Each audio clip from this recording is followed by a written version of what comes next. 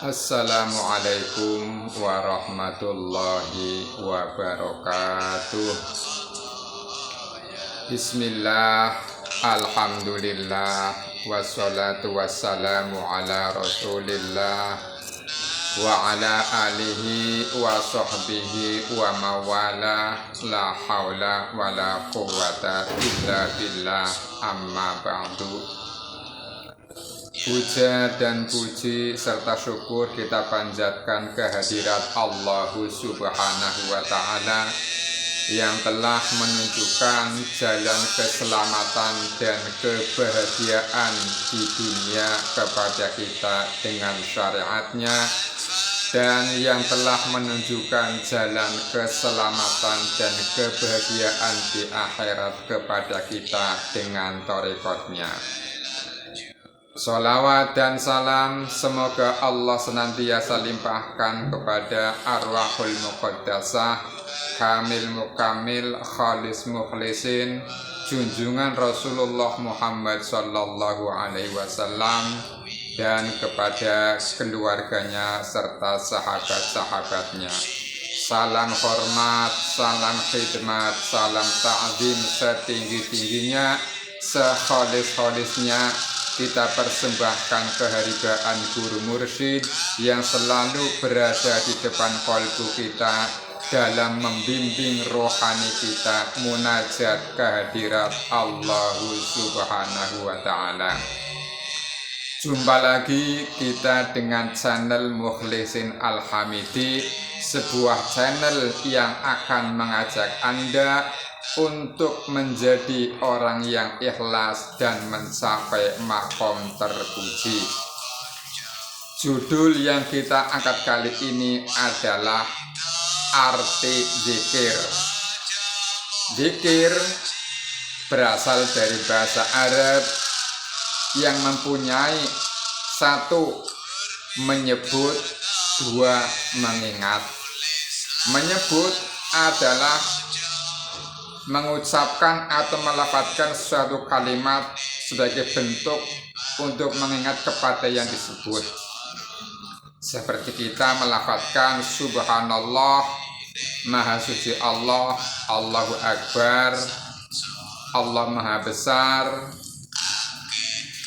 Kemudian alhamdulillah, segala puji bagi Allah, dan lain-lain. Itu adalah kalimat-kalimat zikir yang apabila lisan kita melafalkannya atau mengucapkannya, maka secara syariat, secara bahasa, orang tersebut telah melakukan zikir.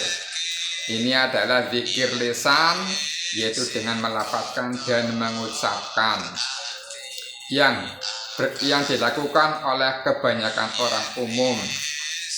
Tapi yang akan kita kaji dalam kesempatan kali ini adalah zikir yang berarti mengingat, bukan hanya sebatas melafadzkan saja, lebih dari itu mengingat kepada zat yang kita zikiri itu. Nah, bagaimana cara kita mengingat zat yang kita sebut itu?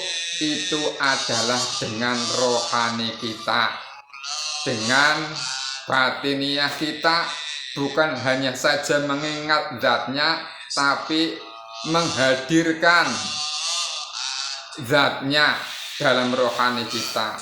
Itu adalah zikir khusus yang hanya bisa dilakukan oleh orang-orang yang sudah terbuka rohaninya, yang sudah terbuka batinnya. Karena apa?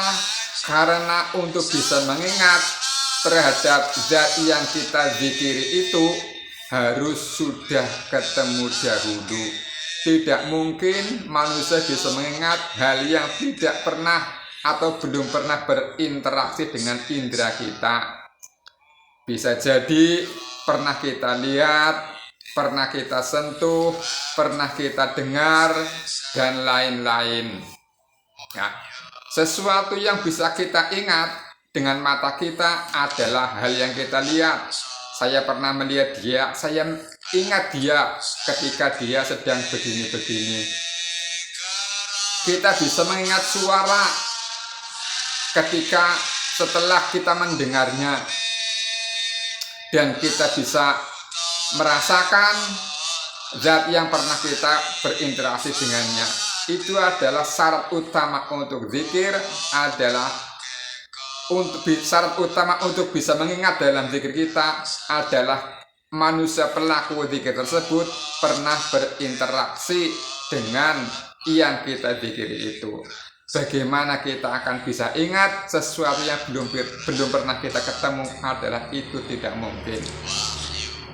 Untuk bisa bertemu dengan zat yang kita ingat, itu ada teknik khusus, ada cara-cara khusus yang harus kita jalani.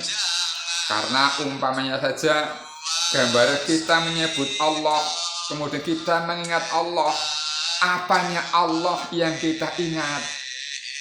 Ya, apakah dengan mengingat tulisan lafaz alif lam lam ha, kemudian kita dinamakan ingat Allah dalam rohani kita? Itu bukan seperti itu. Atau kita ingat tulisan Allah yang memakai huruf Indonesia A L L A H, kita zikir Allah Allah Allah, tapi ingatnya tulisannya itu. Apakah itu yang disebut dengan mengingat? Itu bukan juga seperti itu. Tapi untuk bisa mengingat Allah sesuai dengan tuntunan agama, itu ada cara khusus yang harus kita lakukan. Yang pertama adalah bertemu dengan zat yang kita ingat itu. Nah, itu tidak lain hanyalah apabila manusia telah masuk ke ranah rohani.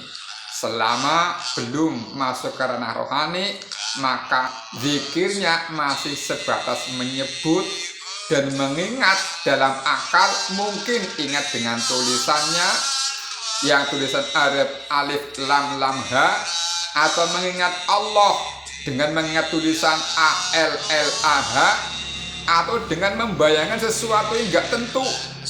Mungkin seolah-olah Allah itu seorang raja yang begitu besar di hadapannya. Kalau kita mengingat Allah dengan membayangkan seorang raja umpamanya, berarti kita menyerupakan Allah dengan seorang raja itu. Atau kita bayangkan Allah itu seperti makhluk yang sangat besar, maka kita terjebak dalam pemahaman menyamakan Allah dengan makhluk, mumatsalatul hawadisi. Apa itu bukan keliru? Nah, ada teknik khusus mengingat Allah dengan menghadirkan sifat wujudnya.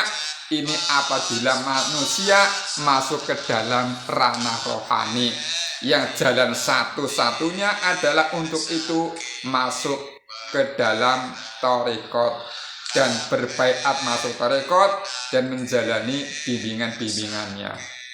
Tidak lain, manusia itu harus bermursyid atau berguru rohani apabila zikirnya tidak hanya sebatas menyebut dengan lisan saja, tapi bisa mengingat dan menghadirkan sifat wujudnya. Itulah zikir yang dikehendaki oleh agama kita, zikir yang lahir dan zikir yang batin, zikir yang jasmani, zikir yang rohani. Zikir jasmani atau zikir zohir dengan menyebutnya dengan lisan kita, dan zikir batin di rohani ada zikir dengan mengingat dan menghadirkan sifat wujudnya. Itu adalah sangat sulit tapi sangat mudah bagi orang-orang yang sudah dibukakan jalannya. Demikianlah yang bisa disampaikan dalam pertemuan kali ini. Mudah-mudahan manfaat bagi saya pribadi dan kepada pemirsa semua. Terima kasih atas segala perhatian dan mohon maaf atas segala kehilafan dan kesalahan. Ini adalah praktek Thariqah Naqsabandiyah Khalidiyah Nusantara. Ilahi anta maksudi waridhoka matlubi. Wassalamualaikum warahmatullahi wabarakatuh.